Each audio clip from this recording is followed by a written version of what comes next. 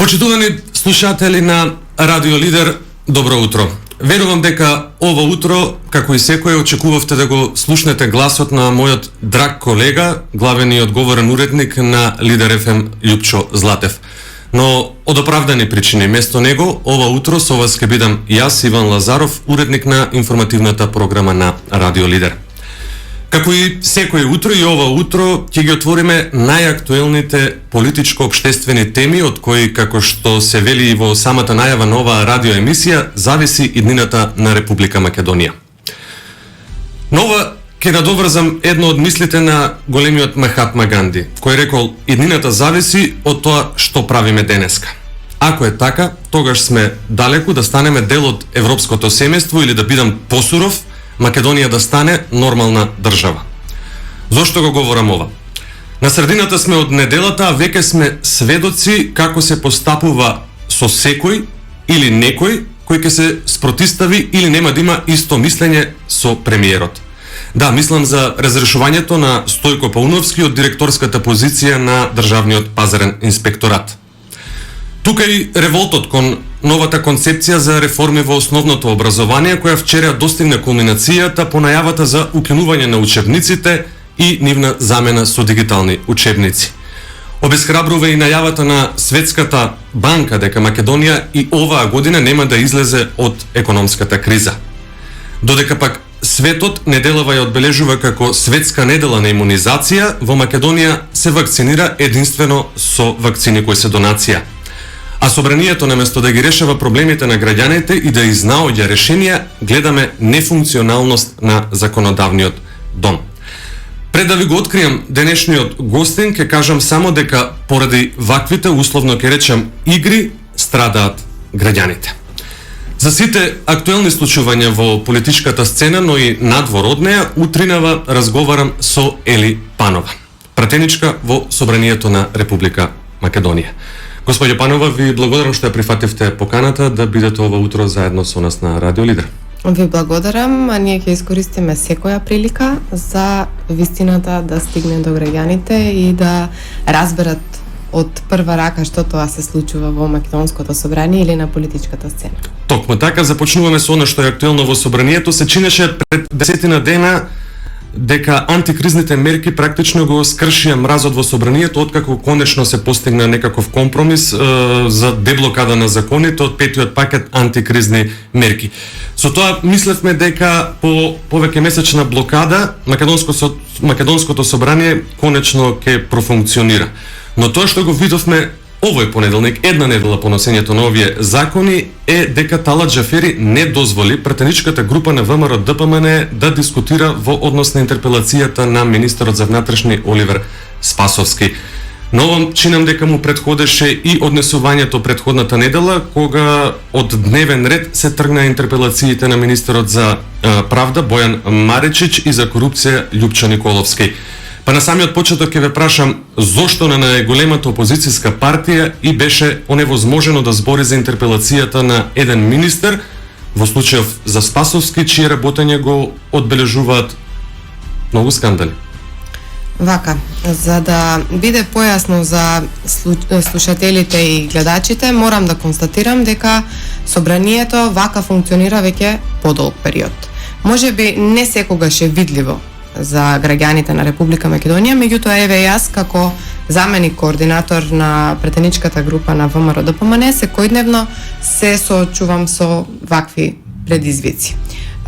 Тоа што се случуваше пред некој ден и забраната да дискутираме е голем скандал и ова е за прв пат вакво искуство да се случи во собранието, односно да се забрани зборување на пратениците од најголемата политичка партија во врска со интерпелацијата поднесена против Оливер Спасовски. И оваа интерпелација не беше поднесена од наша страна, беше поднесена од партијата на Алијанса Алтернатива, односно Алијанса на албанците. Меѓутоа ни дава право, деловникот на собранието ни дава право и ние да дебатираме и дискутираме во врска со тоа. И морам да потенцирам дека секоја интерпелација не се однесува само за она на кое што се е напишано во самата интерпелација. Туку интерпелациите всушност се за целокупното работење на еден министер. И сега ако видите дека нападот е најдобра одбрана, во овој случај исто така може да се види дека во собранието Талат Џафери покажа моќ, надмоќ, шеф на шефовите, како што самиот знае да рече, дека е единствениот шеф во собранието, и поради задоцнување од 2 часа во поднесувањето на списокот, не дозволи да зборуваат пратениците на најголемата политичка партија, значи за ВМРО ДПМН и коалицијата. И сега морам да потенцирам дека согласно деловникот на собранието пишува дека во рок од 24 часа пред седницата на која што ќе се одржува интерпелацијата, потребно е да се достави список на пратеници говорници кои што ќе зборуваат тој ден. Интерпелацијата беше закажана уште минатата недела. Так. На седница која што не стигна да дојде таа точка како последна точка. Значи ние претходниот ден наместо во 11, во 2 часот, 11, во 2 часот беше поднесен списокот и никогаш до сега не било проблем во тајмингот на поднесување на списоците. И затоа не беше некаква гужва во врска со поднесувањето на списокот, заради тоа што до сега џентлменски секогаш се договарале координаторите на пратеничките групи и секогаш тоа воопшто не станувало збор дека нема да зборуваат пратениците. Меѓутоа после случувањата и мислам лутината на Талат Џафери го држеше толку што минатата недела му поднесовме кривична пријава за неговото однесување, делување како функционер, односно од неговата функција, и затоа мислам дека на еден начин сакаше да не казни. Сметате дека тоа беше причината? Тоа беше причината за верувајте, кога нема да не му се поставуваат можеби незгодни прашања на министерот за внатрешни по сите оние скандали кои не се случуваат. Од една страна и тоа е легитимно прашање, заради тоа што ако се знае дека ова е можеби најскандалозниот министер, за кој што секојдневно слушаме афери во неговото работење, и заради тоа што имавме премногу пријавени пратеници кои што сакаат да зборуваат, мислам дека сето ова беше некој сплет на околности да може да го извади министерот за внатрешни работи Оливер Спасовски, да не се дебатира во врска со неговата работа, во врска со мафија 1, мафија 2, планина, понатаму некои други случувања кои што се случуваат моментално во МВР, како што се акциите на ДЕА и заплената на марихуана и така натаму.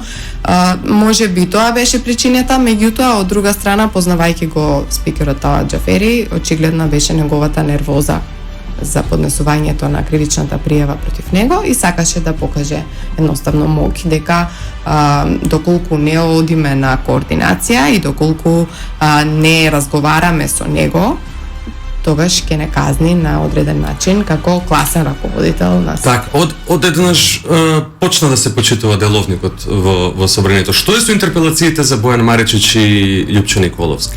Што се случи со нив? Џентлменски од наша страна, за да биде изгласан петиот пакет на мерки, беше предложено во една седница во моментот да се тргнат сите точки од дневен ред, да се остават само точките кои што се однесуваат на ковид кризата, за да можеме да ги изгласаме, затоа што власта немаше мнозинство во собранието и ние предложивме сите точки кои што се на дневен ред, значи повеќе од 40 точки, да бидат тргнати во моментот, да бидат ставени на некоја наредна седница. И сега видите, тоа е злоупотреба на нашата доверба, од друга страна и злоупотреба на довербата на граѓаните. Сметам дека вакви преседани мораат да престанат да се случуваат во собранието, заради тоа што и ние веќе почнавме да реагираме веќе подолг период и до институциите на европските комисии, односно на европските представници во државата, заради тоа што имаме грубо кршење на деловникот злоупотреба, значи на носење на закони на мускули, носење на процедури или постапување вон процедури, кои што едноставно не може да се фати редот. Верувајте, еве од месец август сум пратеник во Собранието на Република Македонија, ние немаме ниту некаков распоред, ниту одредена агенда, туку секојдневно чекаме на нашите телефони да стигне некоја порака во која што ќе ни закажат седница. Ни се случува цел ден да сме во собрание, кога мислиме дека седницата ќе заврши, да стават друга седница на дневен ред, за која што има заинтересирани пратеници кои што во моментот не се присутни тука и така натаму. Едноставно хаос се случува. Како во државата, така и во... Најмногу губат граѓаните од неработата на собранието. Најжално е тоа. Политичари, пратеници имало и ќе има. Ние ќе заминеме, ќе дојдат некои други. Треба да воспоставиме ред и поредок во оваа држава и да почнат конечно да се почитуваат прописите. Деловникот е закон на собранието. Значи ние така функционираме. Мора да почнат да се почитуваат процедурите, заради тоа што доколку во лулката на демократијата немате демократија, немате едноставно слух за опозицијата и за тоа што всушност значи гласот на опозицијата, дека е гласот на народот, тогаш вие не можете да имате држава. Кои се начините ВМРО ДПМН да се спротистави на ваквото однесување на спикерот Талат Џафери? Лидерот на партијата Христијан Мицковски вчера во најави можно формирање на повеќе пратенички групи на ВМРО ДПМН. Што би значило ова и како би се делувало за одблокирање на собранието? Видете, ова го нуди деловникот и е еден од начините на кој што опозицијата може да делува. Секој 5 пратеници може да формираат посебна пратеничка група. Секоја посебна пратеничка група може да има свој координатор, која согласно членовите од деловникот има право на пауза, има право на процедурални обраќања и така натаму. Значи, постојат можности на кои што ние можеме да го блокираме собранието. Значи, ова е крајната инстанца на која што искрено би сакале да постапуваме. Меѓутоа, доколку немаме разбирање и доколку не може спикерот Талат Џафери да се однесува онака како што е потребно, да створи една хармонија на постапување во рамките на собранието и да престане да се однесува деструктивно, тогаш ние ќе почнеме да се однесуваме. Но зборувате за блокирање на собранието. Ве прашувам, како да го се одблокира собранието? Еве ви одговорив. Единствениот начин е на комуникација. Ние во повеќе наврати имаме кажано дека никогаш нема да кочиме тоа што е во интерес на граѓаните. Она за кое што сакам да продискутираме е законите кои што стигаат во собрание. Законите кои што доаѓаат во собрание не често се во интерес на граѓаните. Доста често тоа се закони кои што се со злоупотреба на европско знаменце. Имаме закони за огромни задолжувања, закони кои што се потребни на поединци, а треба да поминат. И ако видите дека еве на пример усогласување или измена на закон кој што беше потребен за увоз на вакцините, го чекавме 4 месеци да пристигне во собранието, додека поминуваа многу други закони. Така беше, чина ми, дека носењето на антикризните мерки со на 32 седница. Значи, антикризните мерки ги чекавме долг период. Ние како опозиција се молевме да бидат ставени на дневен ред за да може да се изгласаат и за да може да помогнеме. Иако повторно ќе потенцирам дека овие мерки не се доволни. Не се ни приближно толку колку што е потребно да бидат. Меѓутоа, сето тоа што е за интерес на граѓаните, сметаме дека ќе помине и воопшто не ни размислуваме да блокираме такво нешто. Ајде да се навратиме на онаа седница во собранието на која беа донесени законите од петиот пакет мерки. На седницата сведочевме како актуелната власт, преточена во парламентарно мнозинство, на отворена сцена и во пракса ни демонстрираше што значи политичка мок, односно спакувана во скафандер. Таму се одигра една чудна ситуација. Можеме ли хронолошки, зошто власта вас ве обвинува дека го кочевте носењето на овој пакет мерки? ако се има во предвид фактот дека во повеќе наврати јавно на телевизија излеговме дека ќе изјавивме дека ќе бидеме присутни во собранието, дека ќе го гласаме овој пакет, ова беше непотребно. Значи непотребно беа ставени во ризик, здравствен ризик, животите на 100 и не знам 15 пратеници кои што беа присутни во собранието тој ден. Ние најавивме и неколку дена предходно дека ќе бидеме присутни. Дури најавија и пратениците на Алијанса Алтернатива дека ќе бидат присутни. Она што се случи е повторно демонстрација на моќ и повторно покажување кој е тука главен. Меѓутоа мораме, јас како правник навистина не би сакала да верувам дека оној кој што треба да ги носи законите е оној кој што прв ги крши. И токму поради тоа ја поднесовме и кривичната пријава. Кривичната пријава беше поради кршење на кривичниот законник во делот на здравствената заштита и се разбира тие се повикуваат на протоколите. Меѓутоа еве да видиме што зборуваат, што вели деловникот. Во деловникот, бидејќи деловникот не е правен за време на пандемија и за случувања, ние во рамките на собранието, уште при конституирањето на собранието, имавме протокол за организација на конститутивната седница и понатаму, значи, како ќе се однесуваат пратениците, како ќе седат на одредена дистанца, како треба да се, на колку време, на 2 часа треба да се дезинфицираат просториите каде што се случуваат седниците и така натаму. Меѓутоа, овој протокол кој што го дозволува собранието се однесува на дури има одреден дел кој што се однесува на пратениците кои што се суспектни, односно кои што се во самоизолација без потврдено дека но не и позитивни, така, не и дека се позитивни. Ова е протоколот, јас на оној фамозен протокол на кој што се обраќаат цело време и се повикуваат на него.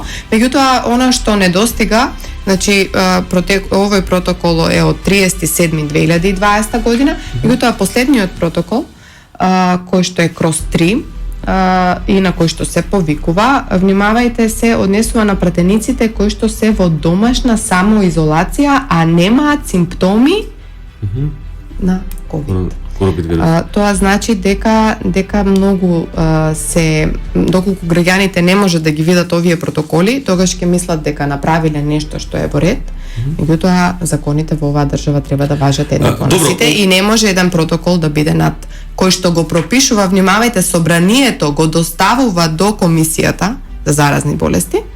Они го пропишуваат и го доставуваат. Тоа ми беше прашањето. Може ли некој протокол кој е испратен од собранието до Министерството за здравство и Комисијата за заразни болести да биде поголем од уставот и од законите во оваа држава? Се разбира дека не, и ова е апсурдно, особено кога се случува во законодавниот дом. Овој протокол е тој документ кој бил испратен и до Караджовски, до председателот на Комисијата за заразни болести? Да, значи во овој протокол само се кажува како ќе што во случај кога пратениците се во домашна самоизолација. Внимавајте, самоизолација и решение. А не како што беа позитивни двајцата пратеници. Така, значи самоизолација и решение за изолација се две различни работи. Така. И еве имаме и едно соопштение за извршен вореден надзор во собранието на Република Македонија, кое што е направено на 19.4. ден по случувањата, односно по фамозното доаѓање на двајцата колеги пратеници во собранието со скафандери и многу е налудничаво ако ги земете сите аспекти во предвид и ако видите дека скафандер носат здрави луѓе. Не носат суспектни и болни. Точно. И колку бевме ние како пратеници, еве лично јас сметам дека ми беше загрозено моето здравје. Го имате тоа право слободно кога веќе е со закон. Она што ме интересира, се појави една нема да наречам дилема, во која што двајцата претеници кои во скафандери гласа во собранието беа прогласени за херои. Колку што знам, ВМРО ДПМН е за ова за носењето на овој пакет антикризни мерки ги понуди сите своји 44 пратеници. Потребно беше да се гласа со просто мнозинство, 61 пратеник беа до толку неопходни овие двајца пратеници во скафандери за таа фамозна 36-та седница или пак беа доведени за претходната 32-та седница која беше нели услов да помине таа за да се дојде следната. Нема доволна причина која што може да предизвика вакво налудничево однесување во собранието. Едноставно. Како ќе го објасниме тогаш појавувањето на двајца пратеници, иако немаше потреба од нивно присуство. Дури беа доволни само 20 пратеници. Прашањето кое што би го поставила е кој ги повика, кој ги организира, кој ги мотивира, кој им дозволи на овие пратеници да излезат од нивните домови. Затоа што ако имате вие решение за изолација, имате решение за изолација кое што не смете да го злоупотребите, така? Не смеете да го злоупотребите. Сметате дека обвинителството по поднесени пријави ќе го истражи и тој случај? Јас навистина сакам да се надевам дека обвинителството ќе се издигне над притисоците кои што ги има од власта, заради тоа што знаеме за нивната соработка и така натаму. Меѓутоа навистина се надевам дека ќе се издигне над притисоците и ќе постапи, заради тоа што ова е на очиглед на целата јавност грубо кршење на закон. Никој не смее да си дозволи во една правна држава која што претендира во Европска унија и така натаму да се кршат деловникот и законите и да се загрозува здравието на пратениците, кои што понатаму треба да се разбира бидат на располагање на граѓаните, да носат закони, да дебатираат, да спречуваат носење на противуставни, на закони кои што имаат фалинки или закони кои што се спротивни на интересите на граѓаните. Сакав тоа да го искоментирам пред малку, меѓутоа отидовме на друга тема. Значи, има извршен вореден надзор во собранието на Република Македонија ден по случувањата и на овој вореден надзор е констатирано дека не се направени неправилности. Внимавајте. Претходниот ден. Така е, значи не претходниот ден, ден после случувањата има извршено надзор и е утврдено дека не се направени неправилности. Тоа е исто така многу апсурдно, што значи дека сите институции во оваа држава се под директно влијание на СДСМ, Зоран Заев и ДУИ. Може ли пратеничкиот имунитет да ги заштити овие двајца пратеници од било каква одговорност во врска со тоа што се појавија заразени во скафандери во собранието? Јас не би навлегувала во самата постапка понатаму, заради тоа што едноставно ние сме тие кои што треба да оставиме пример. Херои се луѓето кои што спасуваат секојдневно животи во болниците и медицинските установи во цела Македонија. Херои се луѓето кои што волонтираат, кои што помагаат, никако не би ги ставила херои, луѓе кои што го загрозија здравието на другите луѓе, кршеа закони и процедури за да покажат дека нивното мнозинство е стабилно, дека ќе прават се што сакат во државата, дека спикерот Талат Џафери е шеф на шефовите кој што ќе воспоставува ред на начин на кој што него во моментот му одговара и дека опозицијата не е битна за ништо. Меѓутоа, морам да кажам дека секојдневно гледаме колку е битна опозицијата во рамките на собранието и сметам дека во наредниот периодот на македонската пролет, како што ја најавуваме, ќе види македонската јавност колку можеме да бидеме силни кога едноставно секојдневно излегуваат и афери, и скандали, и сето тоа случувања во собранието. Ние ќе гледаме да искористиме секоја ваква прилика и да им укажеме на нашите граѓани. Кога сме кај собранието, вчера македонското општество се потсети на настането од 27 април од пред 4 години. Забележливо беше вчера дека челниците на власта на СДСМ бараат осудените за 27 април дека треба да останат во затвор. Наспроти нив, народот кој во неделата беше разлеан по улиците покажа незадоволство поради, како што велат, неправедно осудените, барајќи повторно, односно отворање на целиот процес поврзан со 27 април. По протестот во неделата јасно е дека настанот од 27 април е резервар на поделби и политички пресметки. Каде го гледате клучот за затворање на раната на поделеното општество во врска со овој случај? Новата историја која што се пишува секојдневно ќе зборува за веројатно ќе ја прикаже вистината за случувањата од тој ден и 4 години подоцна по случувањата за 27 април и на нас, целата македонска јавност, и е веќе многу појасно која била целта на овие случувања и на крајот од денот кој има бенефит од сето ова. Ако се земе во предвид дека не би сакала да ги ставиме сите луѓе кои што лежат во затвори во истиот кош, меѓутоа има луѓе кои што таму извршувале своја работа. Значи биле во моментот на своето работно место. Има луѓе кои што беа пејачи, глумци и во исто време имате категоризација на кривично дело тероризам. Верувајте дека е повеќе од апсурдно. Она што Република Македонија барем може да го направи, заради тоа што гледаме дека има такви примери, е да им дозволи едно фер судење, враќање на постапката и едно фер судење во кое што се разбира дека категоризацијата нема да биде тероризам. Дали имаше одредено насилство? Да, видовме сите дека имаше одредено насилство кое што никогаш не треба да се повтори. Да, вчера сите партии, вклучително и вашата, го осудија насилството. Значи, насилството треба да се осуди, никогаш не смее да се повтори. Меѓутоа, дали ова насилство кое што се случуваше во собранието беше тероризам? Не, никако. Многу е, видете, ова е многу комплексно прашање. И многу болно за нас македонците. Ако видите дека после овие случувања имаше одредена амнестија на одредени лица кои што беа директни учесници во овој настан со цел гласање за промена на името, тогаш ќе видите колку е таа наша, таа рана е рана која што ќе биде отворена се додека ја знаеме причината, затоа што никој не зборува за причината. Сите зборуваат за последицата. Што се случуваше? Ние имавме мирни протести.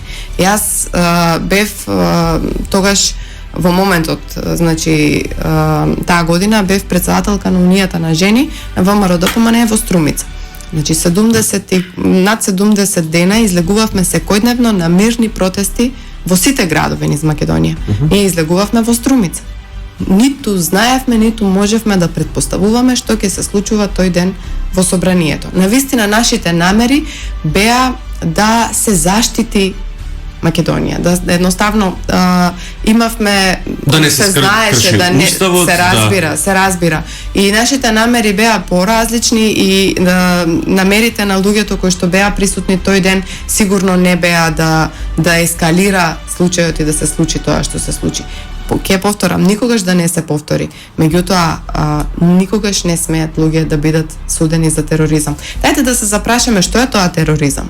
Дали во другите држави да видиме адвокати кои што работат со терористи? Како се организира еден тероризам? Дали предвестието на овие случувања од 27 април со оној упад во канцеларијата на тогашниот председател Ѓорѓе Иванов може исто така да се оквалификува како некаков тероризам. Се влезе во државен објект, во објект во кој што над тој објект живеат и други луѓе чии животи можеби ќе беа загрозени ако таа канцеларија која се запали продолжеше или не се изгасеше, продолжеше да гори. Ако го имате предвид фактот што многу луѓе го заборавија дека еден од обезбедувањето на Зоран Заев тој ден носеше оружје спротивно на законот за собрание. Тој шефот во рамките на собранието беше единствениот кој што носеше оружје заштитувајќи го, тогаш некој друг знаел што ќе се случува тој ден. И денес истиот е награден. Има со 4 годишна дистанца, дури врапчињата на гранките знаат дека ова никако не е тероризам, дека овие луѓе беа организирани од сосема некој друг, поради сосема други цели кои што денес ги гледаме на штета на државата. Так. И ова, повторно ќе кажам, Македонија ако нешто може да направи, ме должна на овие луѓе да се судат фер, на кој начин? Праведно. Кој треба да го направи тоа?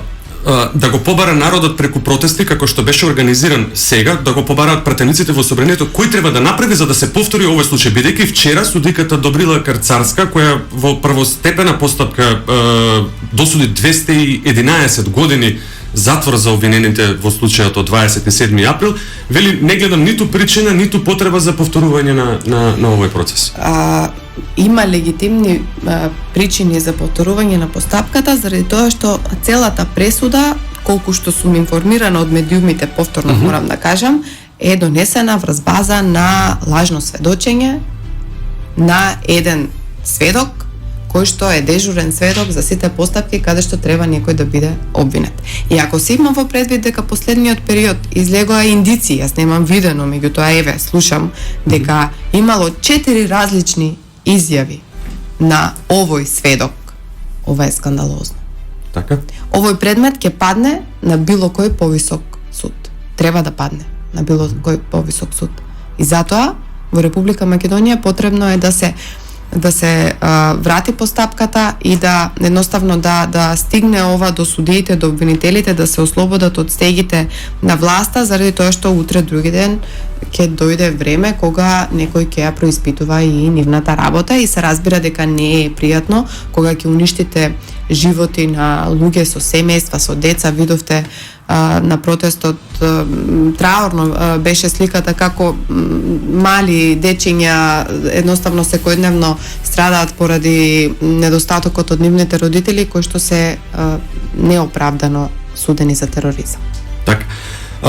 Протестиравте во неделата, односно се приклучивте на протестот кој што беше организиран од диаспората. Како ќе ве прашам го толкувате она дека Тодор Петров како организатор на протестот доби кривична пријава? Повторно ќе повторам јас. Значи нападот е најдобра одбрана. Видовте оркестрирано појавување на сите портпароли, на сите општински организации на СДСМ низ цела Македонија, затоа што стопати повторувана лага, мислат дека ќе биде вистина, станува вистина. Видовте како оркестрирано излегуваат да го осудуваат, дури некој покажуваше лузни и така натаму. И ќе сватите дека беа исплашени во паника, заради тоа што народот повеќе не се едноставно се ослободи од некој страв кој што го имаше одреден извесен период и сега е повторно гласен заради тоа што сето ова што се случува во Република Македонија е забрзан пат кон дното, односно не се знае како ќе биде утре со ова дејствување на власта предводена од СДСМ и колку порано издействуваме да се тргнат од власт, толку е подобно за граѓаните на Република Македонија. И видите сега, ако гледаме од еден поразличен аспект, од Македонија како економски лидер на Балканот, од Македонија која што имаше инвестиции на сите полиња, реформи, дигитализација во сите сфери. Не дигитализација посебна и потребна како што во моментот им е потребна за образованието и учебниците, туку дигитализација на институциите. Ние немавме фискални имаше во време на ВМРО ДПМН имаше фискални реформи. Имаше градба на патишта, автопати, училишта, градинки и така натаму. Значи економски бевме пример за другите држави превземаа модели од Македонија. И сега наеднаш ние сме Македонија која што е на 111-то место по корупција, која што е прогласена за хибриден режим, која што секојдневно стигаат нови извештаи, како што е извештајот, например, и од Греко вчера, извештајот од State Department на кој што укажуваат на катастрофално работење, а во исто време сме лидери на скандали како што се скандалите со мафија, планина, имаме вадење на не знам злоупотреба на службена положба во рамките на МВР, имаме вадење на лажни пасоши, лични карти, значи едноставно работа со марихуана, станавме лидери на тоа што никој не сака да биде лидер. Како ќе се решат овие работи? И уште само ова да дозволам да се надополнам и да кажам за да завршам со сето ова. Оној кој што владее со сила ќе падне од надеж. А во неделата токму тоа го видоа власта на СДСМ. Да, не беше само, чинам дека протест, ова се лично го зборувам, за уставобранителите, туку беше практично и протест на едно незадоволство кое што го гледаме изминативе години. Поради тоа го набројав сето ова, заради тоа што едноставно ја прели чашата сето ова што се случува во Република Македонија и народот почна да се охрабрува, за да го каже тоа што на ова можеме да гледаме како на почетот на некаква си македонска пролет, македонска офанзива, будење, најава на престојни активности, посегајќи по пролета како синоним за будење и нова надеж. Се разбира, во наредниот период сигурно ВМРО ДПМН ќе има одредени активности за кои што благовремено ќе бидат известени граѓаните од страна на раководството на партијата и навистина ќе се случува македонска пролет. Правник сте по вокација, ќе сакам да ве прашам една оценка да дадете во врска со изборот на судии во Висшето јавно обвинителство кој што се случи во изминатиот период. Не, денес е многу им поинтересно тоа што баш на денешен ден, односно денеска ќе биде избран председател или веде председател на Судскиот совет на Република Македонија.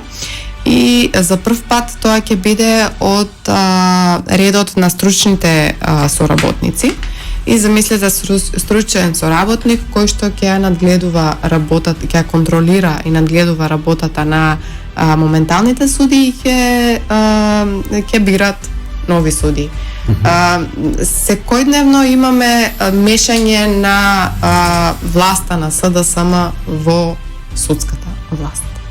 И ова е многу видливо.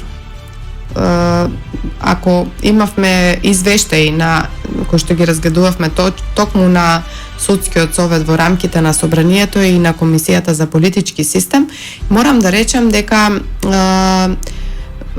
тие сами оценуваат дека имаат нефункционални судови. И што направиле во врска со тоа? Ништо.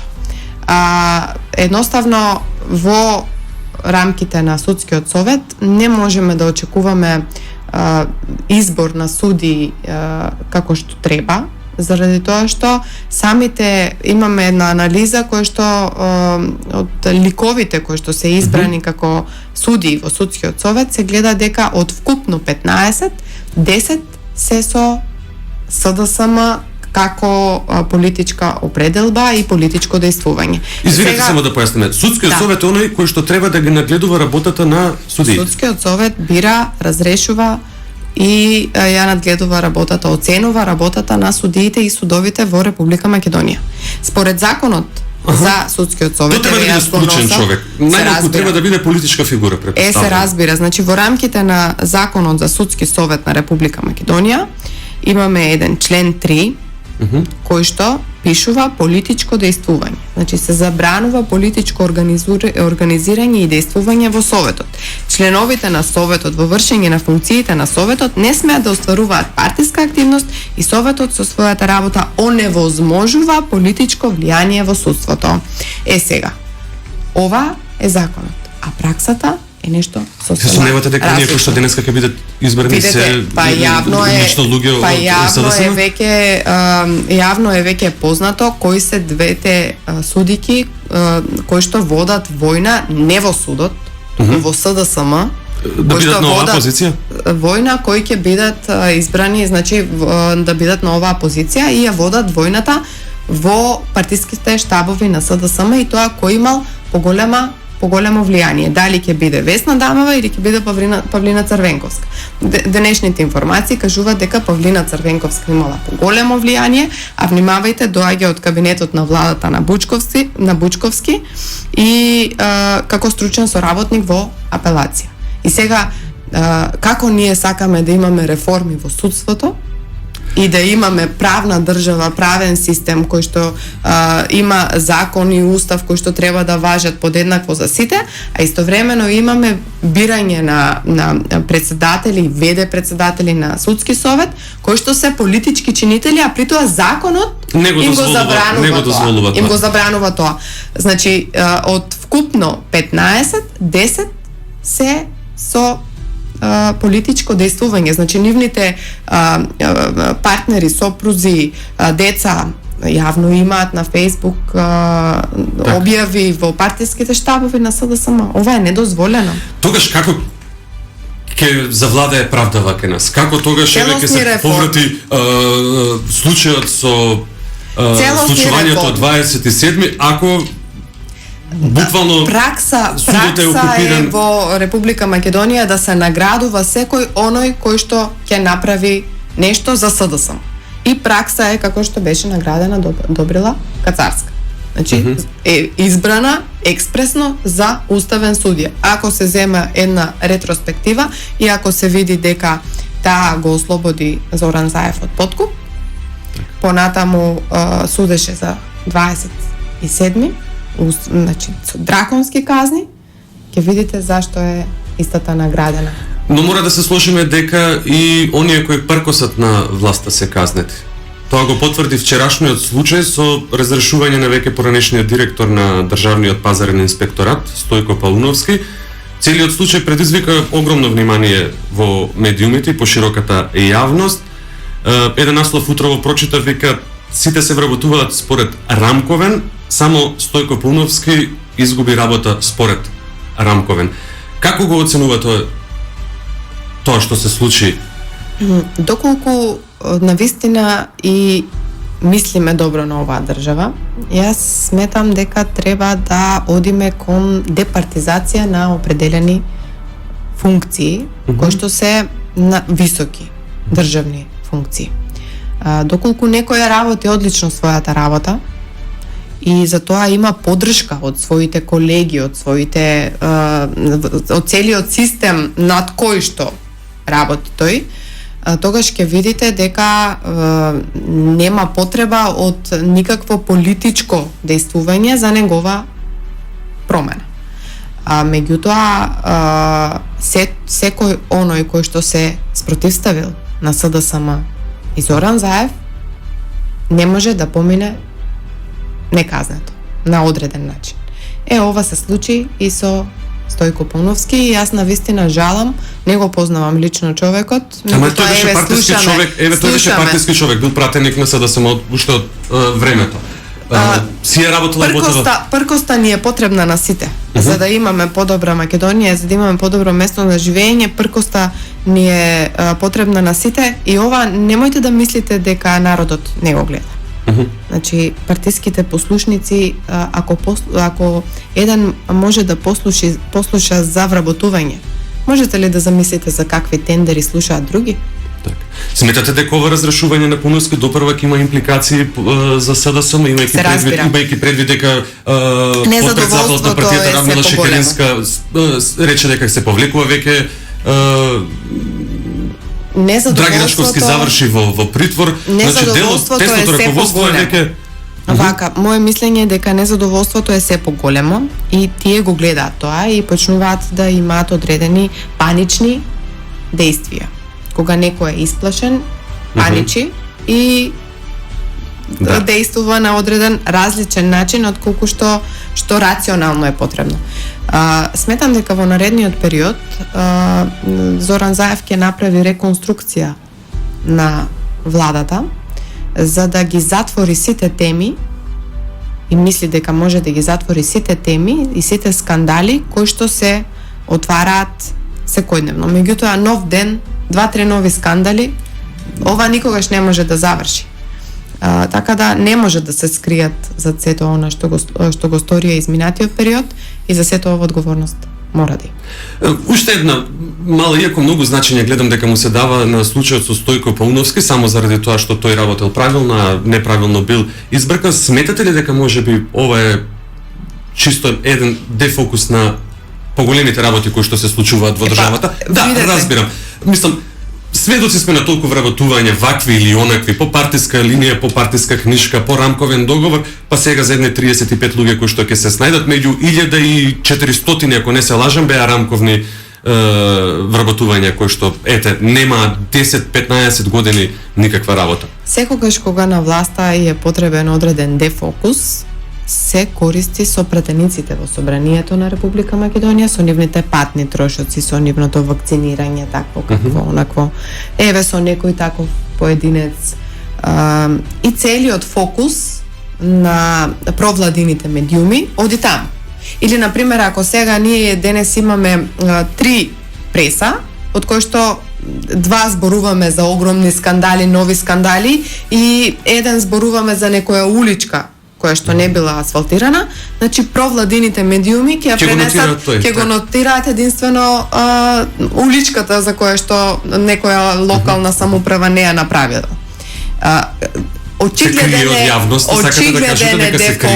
Очигледен е дефокусот кој што го прават секојдневно. Меѓутоа, граѓаните го гледаат ова действување, ова панично постапување, и јас верувам дека на изборите, кога и да бидат, сега на локалните, а понатаму и се надевам во исто време парламентарни, се надевам дека во исто време, иако знаејќи дека ова ќе биде последен мандат за да сама никогаш нема да го пушти така лесно. Нема да го пуштат така лесно. И ајде, се го казни народот едноставно. За крај да позборуваме и за имунизацијата. Јас споменав во најавата на оваа емисија дека неделава се одбележува како светска недела на имунизацијата, а ние се уште се вакцинираме со вакцини од донации. New York Times објави минатата недела дека Македонија е најлоша во Европа и меѓу најлошите во светот во справувањето со корона кризата. Смртноста е огромна. Може ли една оценка да ни дадете за досегашниот тек на имунизацијата во нашата земја? Ако имате во предвид тоа дека во Република Македонија нема набавено ниту една вакцина, односно набавено, платено од страна на власта, и сето тоа што во моментот... Како нема некога кажа дека платени се? Имавме изјави во февруари дека се платени, не знам, толку илјади на Pfizer, дека треба да стигнат 300.000, па не сега во март, па во април се уште не стигнале. Денеска требаше да стигнат 300.000 вакцини, па се најавиле дека ќе стигнат во сабот. Можеби пак отишле со црвени теписони да ги пренесуваат доколку навистина стигнале, и навистина се надевам дека конечно пристигнала некоја доза на вакцини, иако е многу апсурдно ако се размисли дека некој сакаше да земе провизија за сметка на животи на граѓани, е апсурдно. Во Република Македонија мораше власта да почне да постапува онака како што постапуваат соседните држави од самиот почеток. Јас не сум медицинско лице, меѓутоа ова директно го гледам лично како граѓанин на Република Македонија. Имено, дали беа затворени границите кога сите соседи од самиот почеток на пандемијата ги затворија границите? Дали нашите карантини и мерки беа многу поразлични од другите држави во регионот?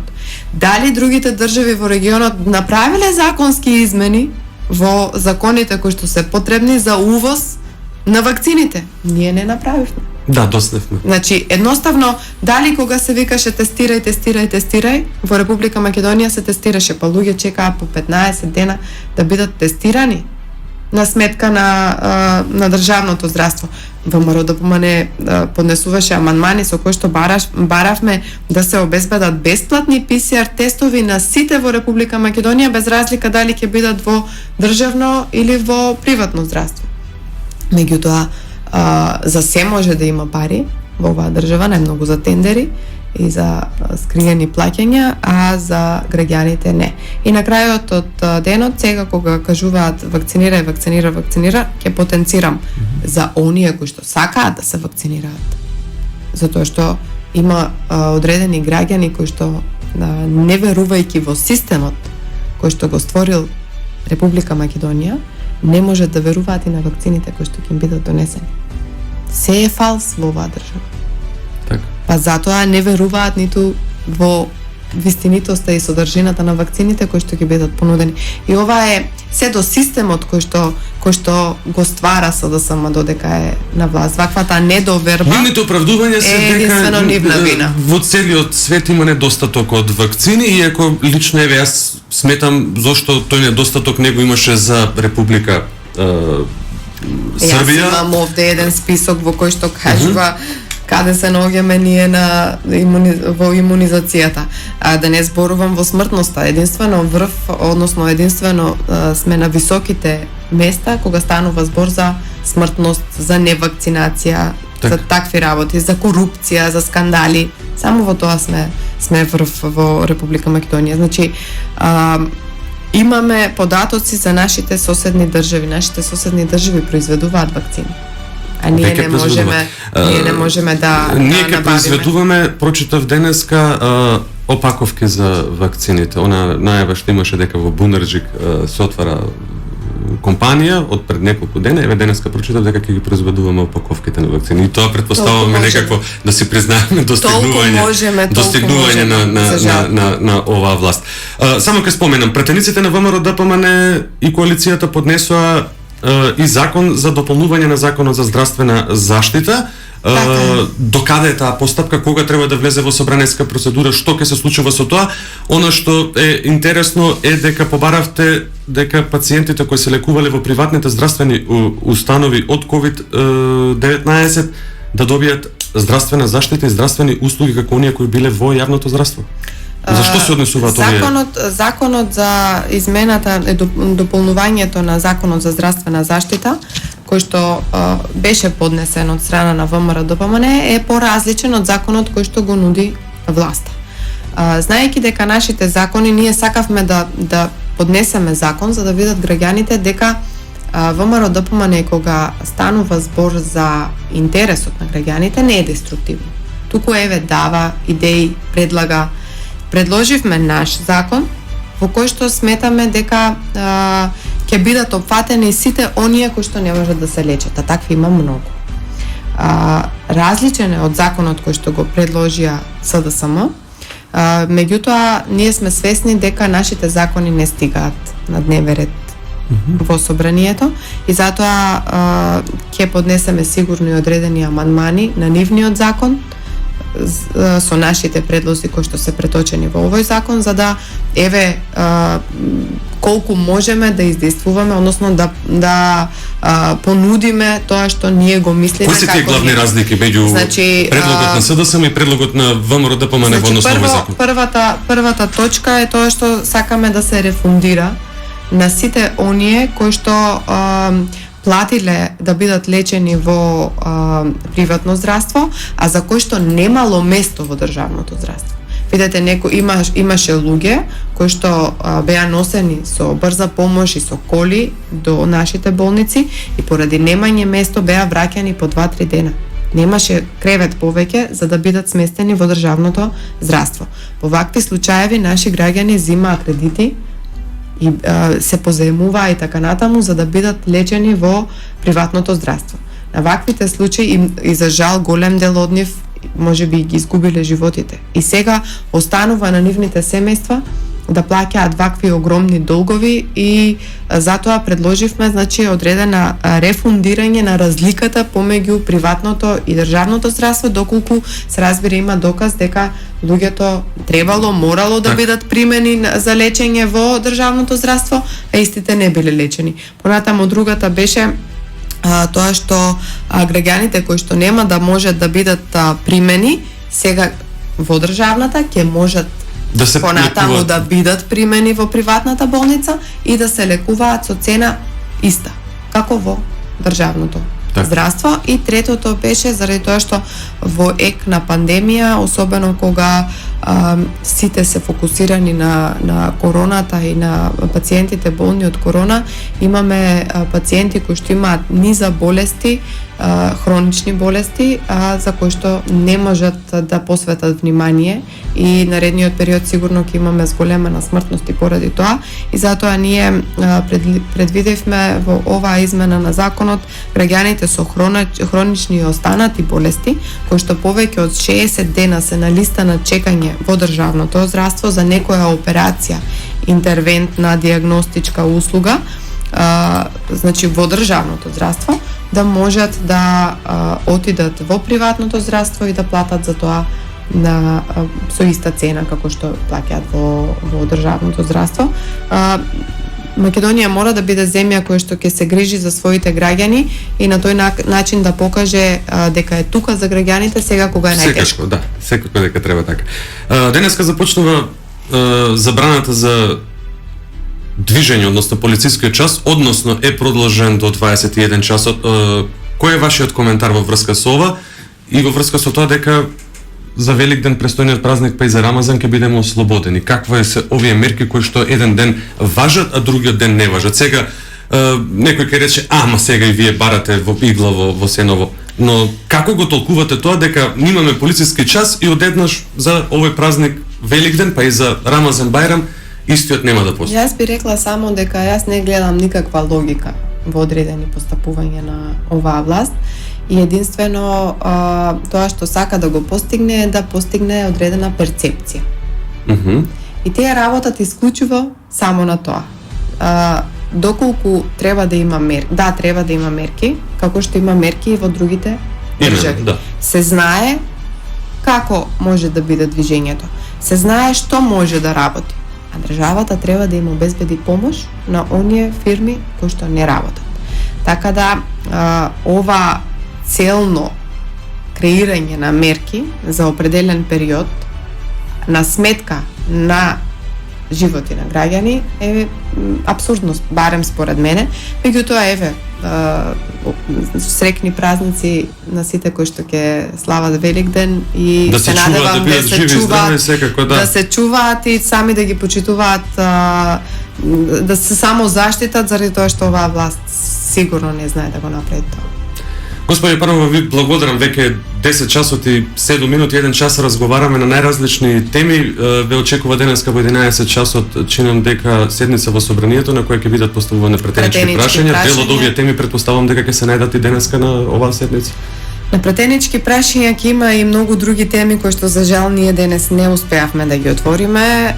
Ќе бидат како образованието една од темите кои што исто така треба да се разговара, да видиме што тоа Мила мисли да прави во образованието, затоа што гледаме дека има некоја група на Facebook која што е формирана со над 60.000 за протест. За протест и дека во наредниот период ќе се организира протест. Се разбира, има многу теми, многу скандали, ќе бидат прашувани министрите во власта на СДСМ од страна на претениците на ВМРО ДПМН и ќе биде интересен денот. Ќе имате многу теми за вашите вести денес. Има многу работи кои што не ги начнавме, но ете, тоа нека биде повод за некое наше следно ведување овдека во Радио Лидер. Се надевам, ви благодарам на поканата и ми беше пријатно да бидам. Ви благодарам и вам што одвоевте време да сте денеска со нас.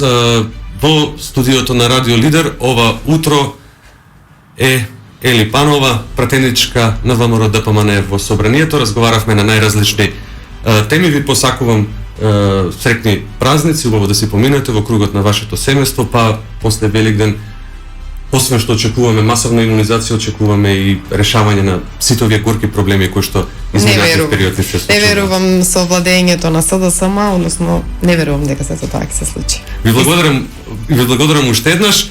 Со нас ова утро во реализацијата на оваа емисија беа и Јане Јанков, задолжен за видеопродукцијата, а за тонската реализација Мартина Костандинова. Денеска е 28 април 2021 година. Главен и одговорен уредник на Радио Лидер е Љупчо Златев, моето име е Иван Лазаров. Останете секако и понатаму на 107,4 уживајте во оно што ви го нуди Радио Лидер, за кој соследуваат и најновите информации од земјава и светот.